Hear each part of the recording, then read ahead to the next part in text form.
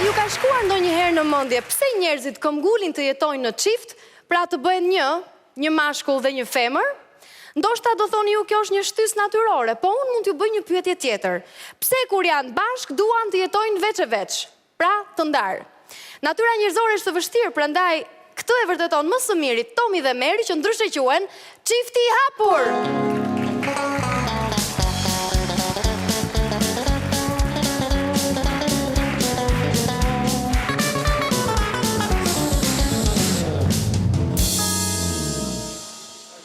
Atëherë, fillojmë seancën e parë të divorcit midis Tomit dhe Derrit.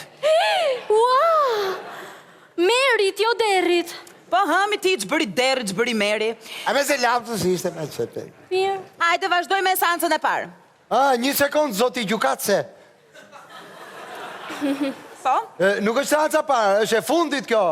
Është për ju, po tani do fillojmë edhe një herë nga e para. Ua, po ku është gjykatësim? Ka shkuar për ca vjet deri këtu në burg, mos e mërzit, vjen prap. Bravo, bravo, më në fund, më në fund. Më në fund, drejtësia në fund. Hyri një gjukatës në burg. Hyri një gjukatës, hyri dashnori gruas në burg. Hyri. Sa të bëj Ku e ke jahtin, Meri? Do ta ketë parkuar aty në burg, çfarë do ti tashti? Ua, s'janë fare korrekt njerëzit, nuk lajmëroj kur hyri në burg për ca vite.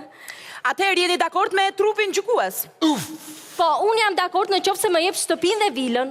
Edhe pishinën. Ja, pritse, nuk është, do ribëhet gjygji.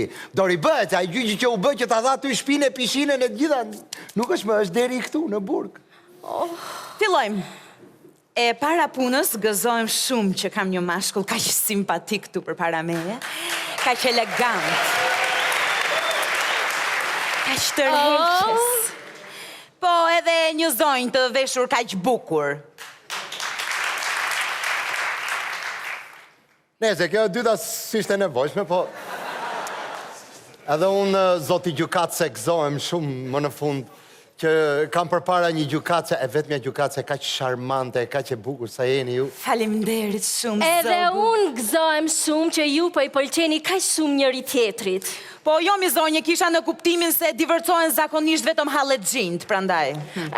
Po tani halexhinj jemi dhe ne, mos shikoni që jemi veshur bukur, po kemi 700 halle kemi. Po, jam e sigur që ju po ndajeni kot, për çështje pasurie, se i hodha një sy dosjes edhe ju doni që mos paguani taksa, e kuptova. Po jo me qa taksash, unë taksat ku t'i gjej. Kjo është taksa më e madhe që më ka raperisur, pagoj. Kështu që do ndajemi plot, jipi. Po, pse doni të ndajeni zonjë? Unë dua të ndahem sepse ka zgjatur kaq shumë gjyqi sa që kam harruar pse do ndahem. Pse do ndahemi ne?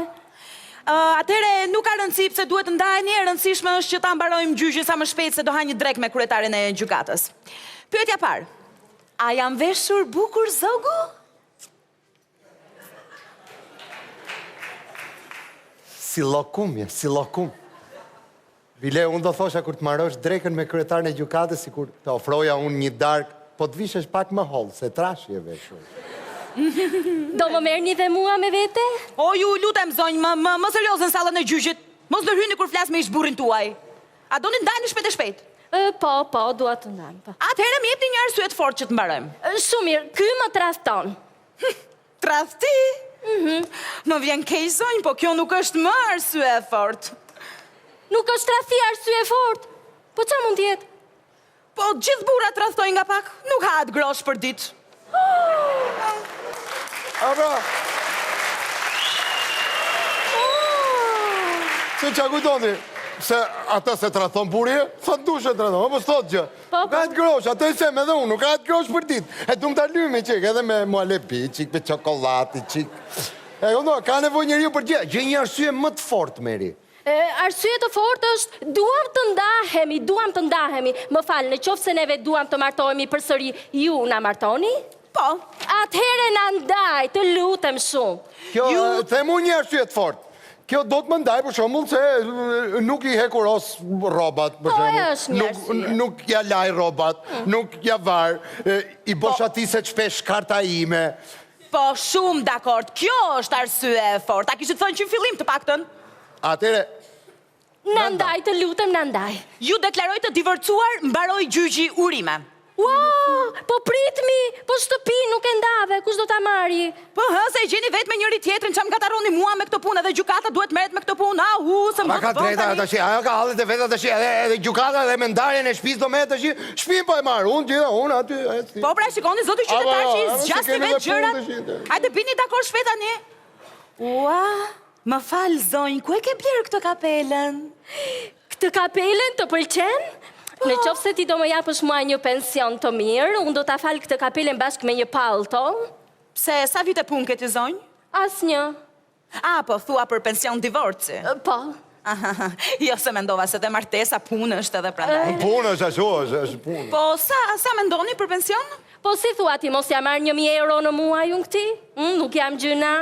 Pse i ka kaq lek kymi?